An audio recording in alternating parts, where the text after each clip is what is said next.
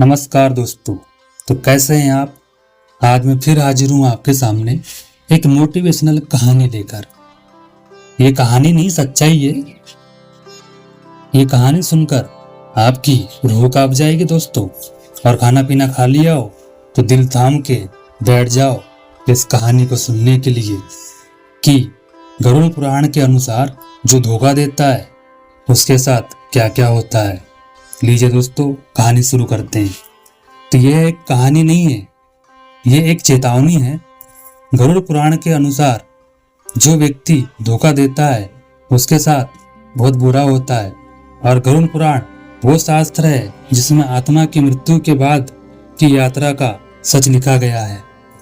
जो लोग जीवन में दूसरे के साथ धोखा करते हैं, विश्वास तोड़ते हैं, उनका क्या होता है, ये गरुड़ पुराण साफ साफ बताता है। आज हम जानेंगे विजय अग्रवाल की कहानी। एक ऐसा इंसान जिसने दूसरों का दिल तोड़ा, ईमानदारी को लात मारी और पैसे को अपना भगवान बना लिया। लेकिन अंत में गरुड़ उसे कहाँ ले गए और कैसे ले गए, ये जानकर आपकी आत्मा कांप उठेगी दोस्तों। विजय अग्रवाल शहर का जाना माना व्यापारी था। उसकी दुकान सबसे बड़ी थी और चमकदार भी थी, लेकिन अंदर से उसका मन लालच से भरा हुआ था। विजय अग्रवाल ग्राहक को ठगते हुए कहता है, भैया ये सामान इंपॉर्टेंट है, बस तुम्हारे लिए 4,999 में दूंगा। लेकिन हकीकत तो ये थी कि वो माल नकली होता है। और विजय हर दिन नए नए तरीके से लोगों को इसी तरह से धोखा देते रहता था।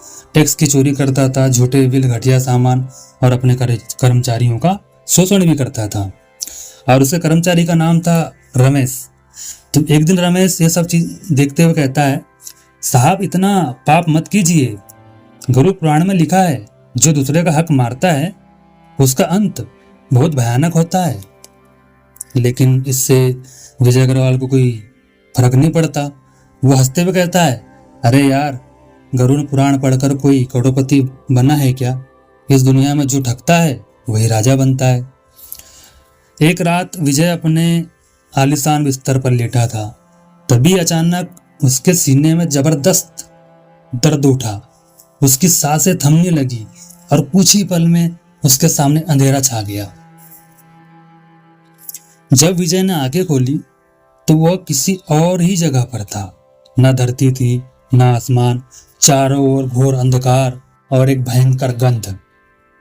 उस समय गरुड़देव का आगमन हो चुका था और गरुड़देव बड़े गंभीर स्वर में उससे कहते हैं, तेरा समय पूरा हुआ पापी, अब तेरे कर्मों का हिसाब होगा। विजय अग्रवाल कांपते हुए कहता है, कौन हो तुम? ये मैं कहाँ हूं मैं? गरुड़देव उससे कहते हैं, मैं गरुड़ हूं, विष्णु का वाहन और मृत्यु के बाद आत्मा को नरक तक ले जाने वाला दूत।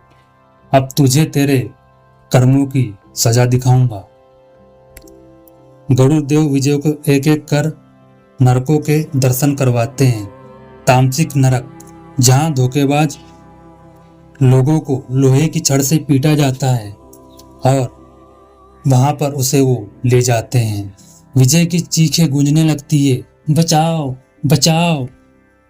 और उसे फिर दूसरे नरक ले जाते हैं जिसका नाम था अंध तामसिक नरक, जहां धोखा देने वाले लोगों की आंखों को पिघला हुआ शीशा डाला जाता है। विजय अपनी आंखें बंद करता है लेकिन जलन से तड़पने लगता है। फिर उसे गरुड़देव तीसरे नरक ले जाते हैं जिसका नाम रहता है रौरव नरक, जहां आत्मा को बार बार जलाया जाता है। विजय का शरीर भस्म होता है, फिर बनता है, फिर जलता है। गरुड़देव कठोर स्वर में उससे कहते हैं, ये तेरे कर्म है, तूने अपने कर्मचारी रमेश को बेवजह निकाल दिया, अपना भाई से जमीन छीनी, बीवी से झूठ बोलकर उसका भरोसा तोड़ा। अब यही सब तेरे साथ होगा। विजय गिड़गिड़ाते हुए कहता है, मुझे माफ कर दो, एक मौका तो दे दो, मैं सब कुछ ठीक कर दूंगा। विजय की आत्मा रोती है, चीखती है, हाथ जोड़ती है और फिर विजय ऊपर देखकर भगवान से कहता है, हे भगवान गरुड़देव, मुझे एक और मौका चाहिए, मैं सुधर जाऊंगा, अब कभी किसी को धोखा नहीं दूंगा। गरुड़देव उससे कहते हैं गंभीर स्वर में, तेरे पाप इतने अधिक हैं कि तुझे मोक्ष नहीं मिलेगा, लेकिन एक आखिरी अवसर तुझे फिर से जन्म दिया जाएगा। इस बार जो तूने किया है वो तेरे साथ होगा। विजय अब एक गरीब परिवार में जन्म लेता है। उसके साथ बार बार धोखा होता है, कभी मालिक पैसे नहीं देता, कभी लोग दोस्त बनकर छल कर जाते हैं, कभी रिश्तेदार उसे फंसा देते हैं। विजय आंसुओं से लथपथ होते हुए कहता है, भगवान ये जीवन इतना कठिन क्यों है। तब एक साधु मिलता है और साधु उससे कहता है, बेटा ये तेरे पिछले जन्म के कर्म है, जो तूने किया अब वही तेरे साथ हो रहा है, लेकिन अगर अब भी तुझे समझ आ गया है तो सेवा कर सच्चाई से, यही मोक्ष का रास्ता है। यहाँ पर दोस्तों ये कहानी समाप्त होती है। आपको ये गरुड़देव की कहानी कैसी लगी कमेंट बॉक्स में बताइए, और बहुत अच्छी लगी हो तो इस कहानी को ज़्यादा से ज़्यादा लोगों तक पहुंचाइए। और इस कहानी को सुनाने में मुझसे कुछ गलती हुई हो तो प्लीज़ मुझे माफ़ कीजिए। ठीक है दोस्तों, आगे फिर मिलेंगे ऐसी धमाकेदार मोटिवेशनल कहानी के साथ। तब तक के लिए राम राम।